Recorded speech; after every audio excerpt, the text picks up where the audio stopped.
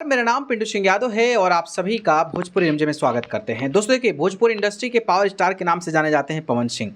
पवन सिंह को भारतीय जनता पार्टी ने एमएलसी यानी कि विधान परिषद का उम्मीदवार बनाया है और कल उन्होंने नामांकन किया है। नामांकन के दौरान की तस्वीरें आई है जिसमें आप देख ही सकते हैं कि वो शपथ ले रहे हैं और बाहर आकर जो बिहार बीजेपी और तमाम पार्टियों के जो दिग्गज नेता हैं उनके साथ विक्ट्री का सिंबल दिखाते नजर आ रहे हैं। इसका मतलब तय है कि पवन सिंह जो हैं वो एमएलसी का चुनाव जीतेंगे और एमएलसी बनेंगे भी। लेकिन इस कड़ी में कई सारी चीज़ों को लेकर चर्चाएं होती है, कई सारी बातें होती है।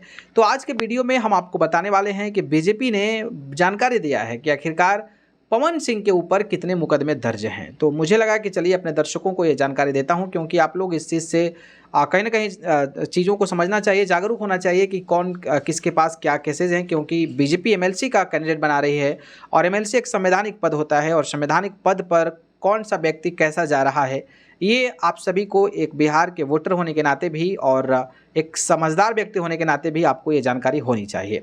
तो बीजेपी ने चुनाव आयोग के निर्देशानुसार जो है एक C7 फॉर्मेट होता है जिसमें जो क्रिमिनल ऑफेंसेस होते हैं उसको लेकर इन्फॉर्मेशन दिया जाता है, यानी कि जो जानकारी होती है कि कौन कौन से केसेस हैं वो। तो इसमें मैंने देखा तो जाके देखा तो इसमें नेचर ऑफ ऑफेंसेस क्या है, केस नंबर क्या है और नेम ऑफ द कोर्ट क्या है। तो मैं जाकर देखा तो US 188 IPC and 127 RPC act 1951 के तहत अकोढ़ी गोड़ा थाना क्षेत्र ग्राम संख्या 110/24 है, जो कि SDGM डेहरी में है। तो मतलब मुझे लगता है कि चुनाव से रिलेटेड कुछ जो है ये धारा है। अब इसके बारे में डिटेल मुझे भी नहीं पता है और मतलब डेहरी में है तो ऑब्वियस सी बात है कि कहीं ना कहीं वो आपका केसेस होगा जो चुनाव के दौरान हुआ था। इसके अलावा एक और केस है जिसमें US 188 IPC and 127 RP act 100 Vikramganj थाना में है SCGM, तो ये भी इसी केस से रिलेटेड होगा। तीसरा केस भी यही इसी टाइप का है जो कि SCGM विक्रमगंज में है। चौथा केस भी SCGM विक्रमगंज में है। तो 4 केसेस तो ये हो गए।